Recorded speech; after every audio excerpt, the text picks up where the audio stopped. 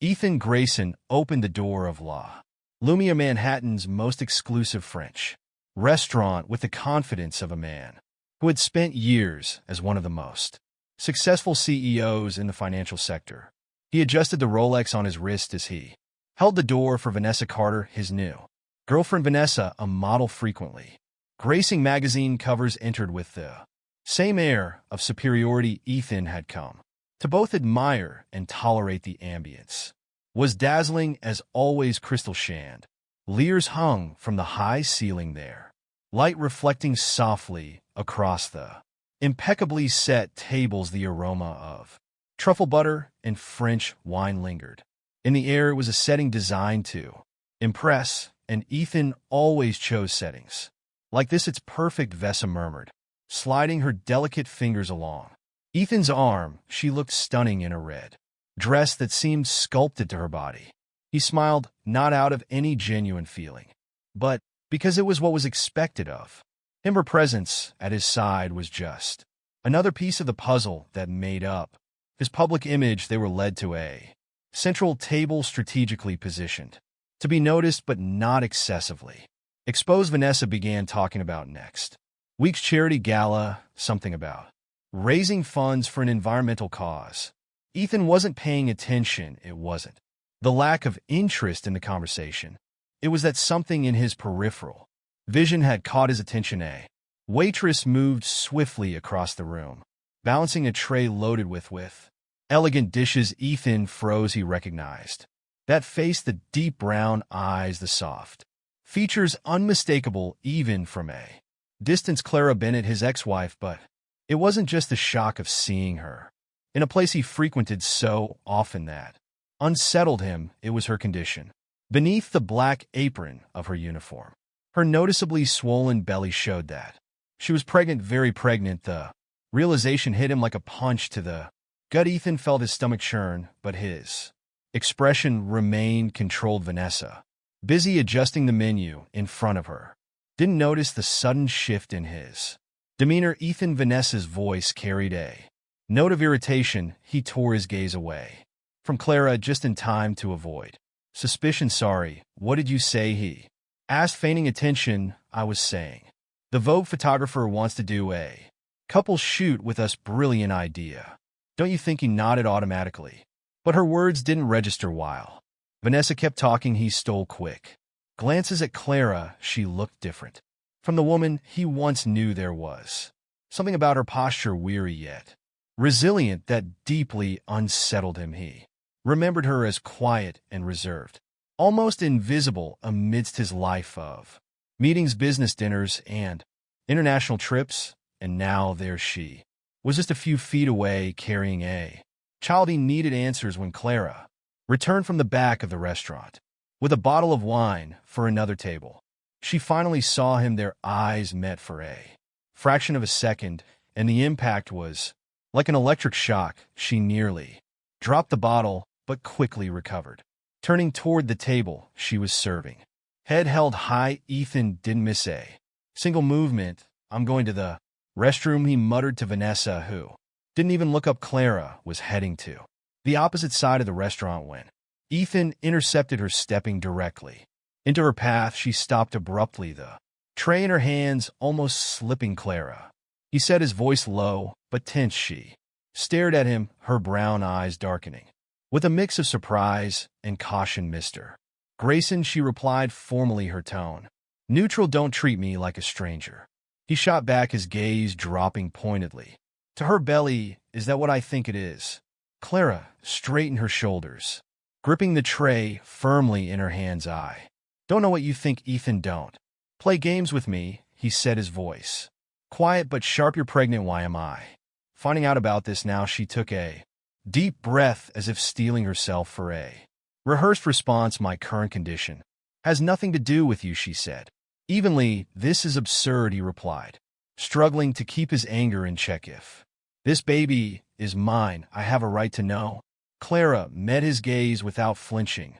This isn't a conversation we should be having here, she said, her voice quieter. Now, before he could respond, she turned and disappeared into the kitchen. Ethan returned to the table, but his mind was Miles away, Vanessa was now busy taking selfies, seemingly content to ignore his mood, but Ethan couldn't ignore it. Clara was pregnant, and he needed to know whose baby it was and why she had kept it from him. The sound of footsteps echoed in the silence of Ethan Grayson's penthouse apartment. He stood by the window staring out at Manhattan's glowing skyline. Though his thoughts were far from the view, he held a glass of whiskey in his hand, the ice clinking softly. The image of Clara pregnant and working as a waitress in a luxury restaurant wouldn't leave his mind. She had disappeared from his life 5 months ago. Clara had always been pragmatic, even when ending their marriage. There had been no shouting matches or heated arguments, just a sharp silence as she signed the divorce papers and walked out the door. At the time, he thought it was exactly what he wanted: freedom to focus on his career, free of distractions or emotional entanglements. But now he wasn't so sure. He turned the phone over in his hand, hesitating for a moment before searching for Clara's number. He knew he still had it. He had never deleted it. Pressing call, he listened as the line rang several times. Before going to voicemail, he didn't leave a message. Ethan hated being ignored, but Clara had always had a way of throwing him off balance. Meanwhile, Clara sat in her small apartment in Queen, exhausted after her shift. She sank carefully onto the couch, her hand instinctively resting on her belly. The baby moved, and she smiled, a small, genuine gesture, before closing her eyes and letting out a long sigh. Seeing Ethan that night had been a shock, but she had known it would happen eventually. He was a man who always had control, who never let anything slip through his fingers. Seeing the surprise and confusion on his face when he noticed her pregnancy had almost made her laugh, almost, but the pain was still too raw, the hurt too deep.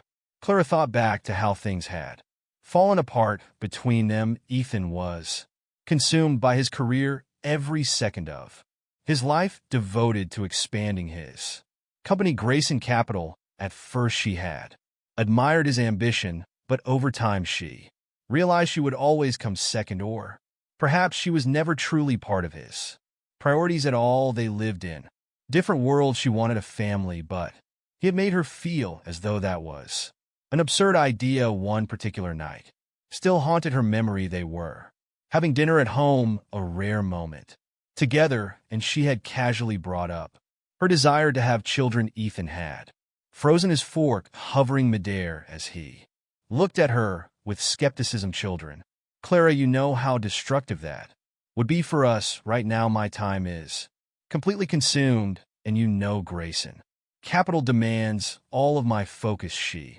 never brought up the subject again. The idea of having children with Ethan felt as impossible as trying to change the course of a river with her bare hands. So, when she found out she was pregnant, it felt like a cruel twist of fate. Their marriage was already hanging by a thread, and she knew Ethan wouldn't see the pregnancy as a blessing, only another complication. Instead of telling him she made the hardest decision of her life, to leave. Now, as she rested on the couch, her phone buzzed beside her. She glanced at the screen. It was a number she knew all too well. Ethan. She ignored the call, squeezing her eyes shut as if that could block out the storm of emotions he still stirred in. For the following day, Ethan strode into his office with his usual decisive gait, but his mind was far from composed. He walked right past his assistant Megan, who tried to catch his attention to go over the day's agenda. Sitting at his desk, he opened his laptop and began digging for information. It didn't take long to find the basics of about Clara.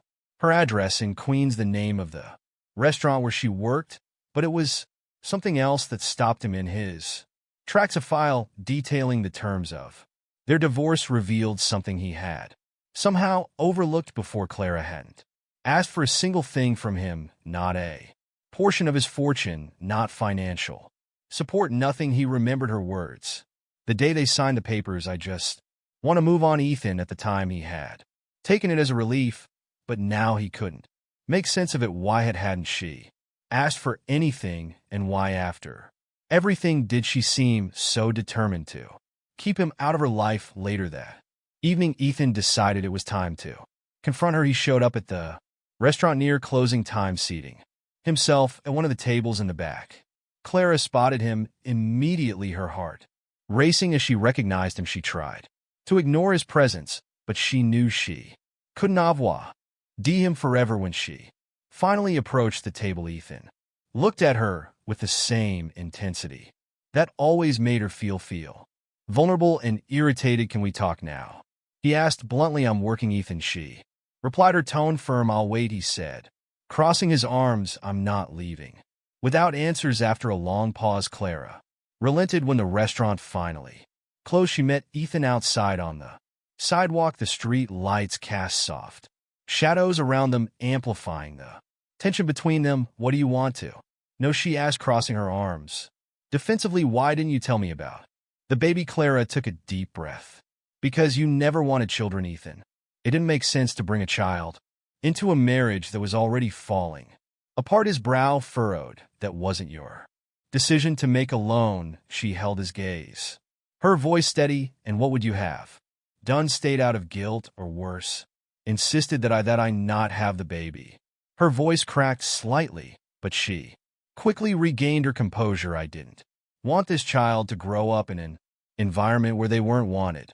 Ethan stood silent for the first time. He had no immediate response. Her words struck him in a way he hadn't expected, and yet anger bubbled beneath the surface, not at her, but at himself, because deep down he knew she was right.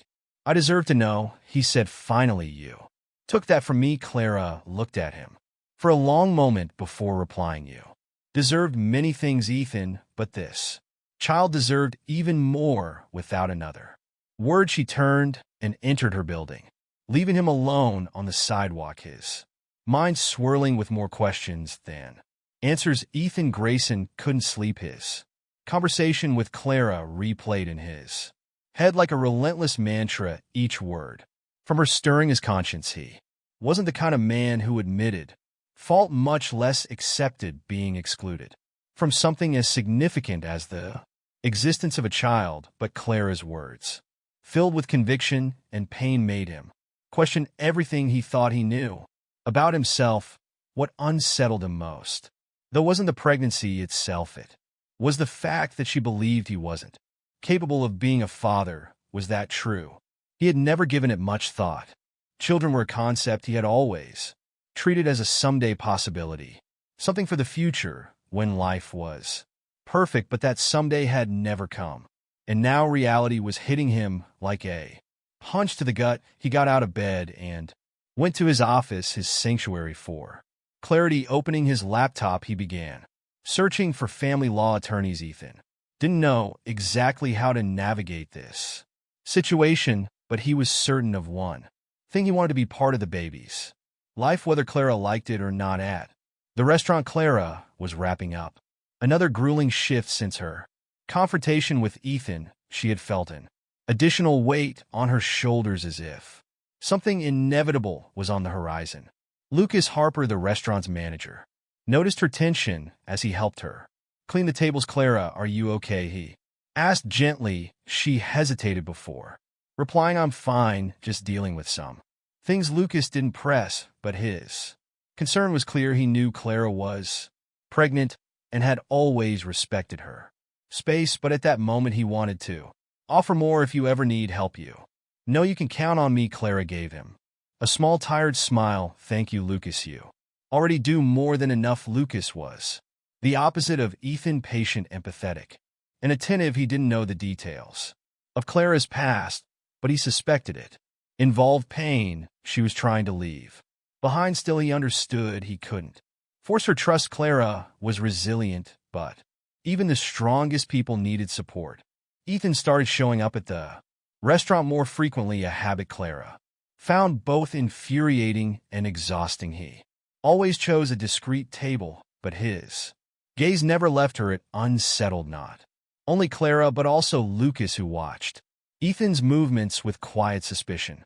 One night, Ethan called Clara over to his table after dinner. "I don't want to keep doing this," he began, his voice calm but laced with determination. I want to be part of this, Clara scoffed, crossing her arms. Part of this, Ethan? You don't even know what that means. What you want is control. Like always, he took a deep breath, visibly trying to hold back his frustration. I can learn, Clara. I want to learn, but you need to let me. She stared at him for a long moment before responding. Learning isn't enough. This isn't something you can control or delegate. Ethan, being a parent takes more than that. Before he could respond, Lucas appeared beside them. Is everything okay here? He asked, his voice calm, but with an undertone of protectiveness. It was clear he didn't appreciate Ethan's presence. It's fine, Lucas, Clara said quickly, hoping to end the conversation, but Ethan, noticing Lucas's interest in Clara, couldn't help himself. And who are you? Ethan asked, standing up. His stance was defensive, his eyes narrowed. Lucas didn't flinch. I'm the manager here, and I'm making sure Clara isn't being bothered. Clara stepped between them before the tension could escalate. Enough, Ethan, just go. Ethan hesitated, his jaw tight, but finally grabbed his coat and left the restaurant. Yet the seed of doubt had been planted. Who was Lucas to Clara? Was there's something between them? The thought irritated him more than he wanted to admit. A few days later, the situation took an unexpected turn. Ethan hired a private investigator to learn more about Clara. What he uncovered left him stunned. She had turned down a high-paying job offer at a local company because she didn't want any ties to him. She was saving every penny to ensure the baby's future, even if it meant working long, grueling shifts. But the most shocking revelation came at the end of the report. Ethan discovered that Clara had visited a fertility specialist a year before their divorce. She had been trying to get pregnant while they were still married. The information shook him. She had wanted a child during their marriage. That contradicted everything he had believed. Ethan realized with a sinking feeling that he had never truly asked what Clara wanted in life. He had simply assumed she wanted what he did. He needed to confront her again, but this time armed with the truth. Clara was walking home on a cold night when Ethan intercepted her at the entrance of her building. I know about the fertility specialist, he said bluntly, his words slicing through the air like a blade. She froze, her heart racing. You had no right to investigate my life. I had every right. He countered. Why didn't you tell me? Were you trying to have a child while we were still married? Clara took a deep breath, trying to stay calm. I wanted a child, Ethan. I wanted a family.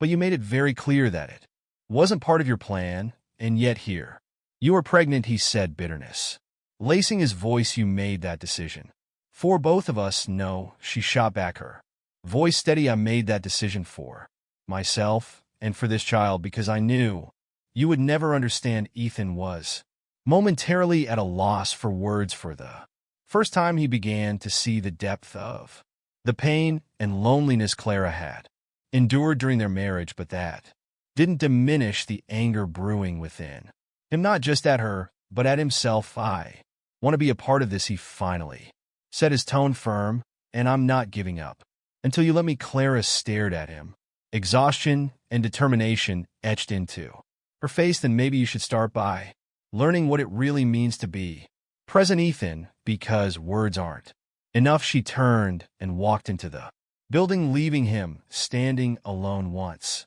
again, but this time something inside him had shifted. The icy Manhattan wind howled that night, scattering dried leaves along the sidewalks as Clara Bennett stepped off the subway, her pace slow and weary. Her days felt endless, split between grueling shifts at the restaurant and restless nights in her small apartment. But tonight something felt off. A growing discomfort tightened in her belly, and the baby seemed unusually restless. When she arrived home, she collapsed onto the couch, trying to ignore the waves of pain that came.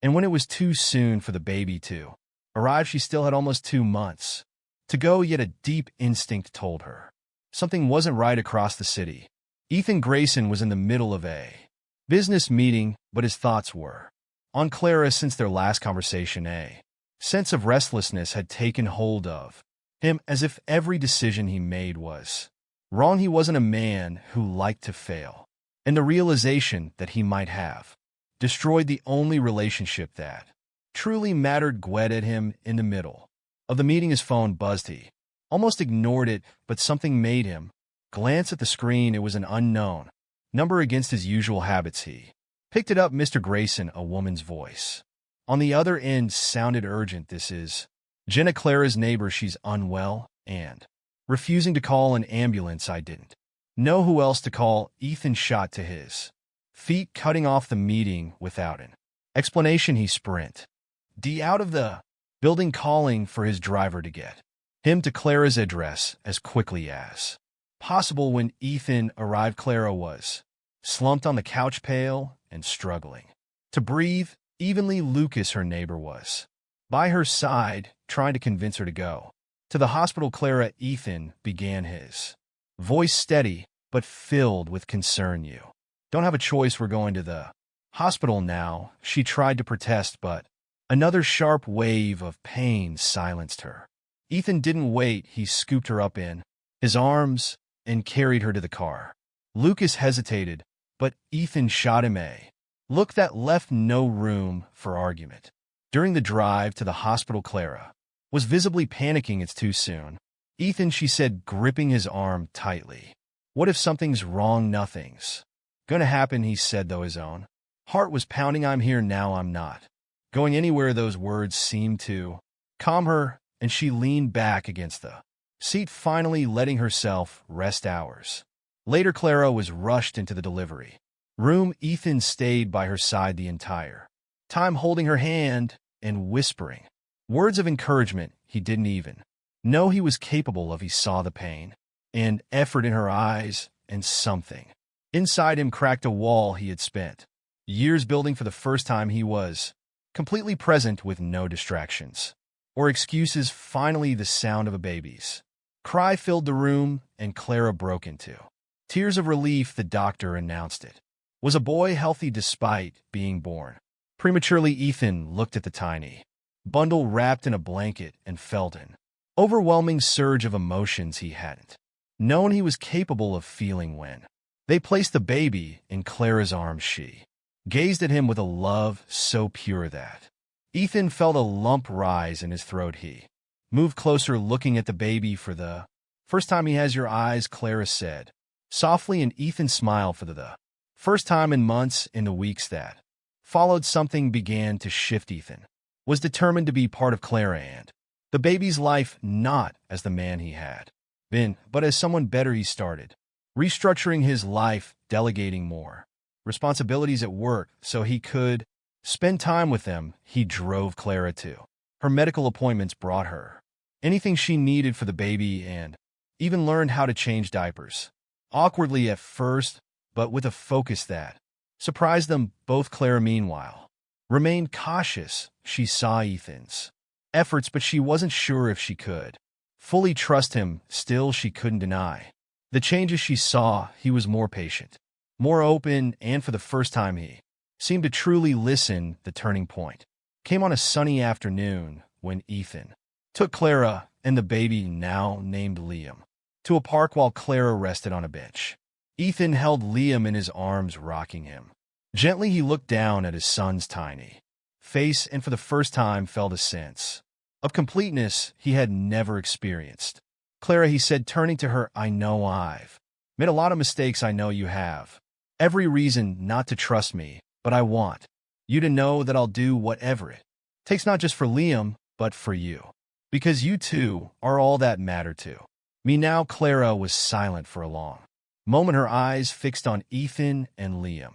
Finally, she spoke. I believe in change, Ethan, but I can't promise anything. It's going to take time. He nodded, accepting her words as the start of something new. He knew earning back her trust wouldn't be easy, but he was willing to try, because for the first time he understood what it meant to be a father, a partner, and most importantly, human. That evening, as Clara tucked Liam in a bed, Ethan stood in the doorway, watching them with a quiet smile. He knew there was still a long road ahead, but for the first time in years, he felt like he was exactly where he was meant to be. The story ended as it had begun, but with One crucial difference: Ethan was no longer trying to control the world around him. He was learning how to truly be part of it.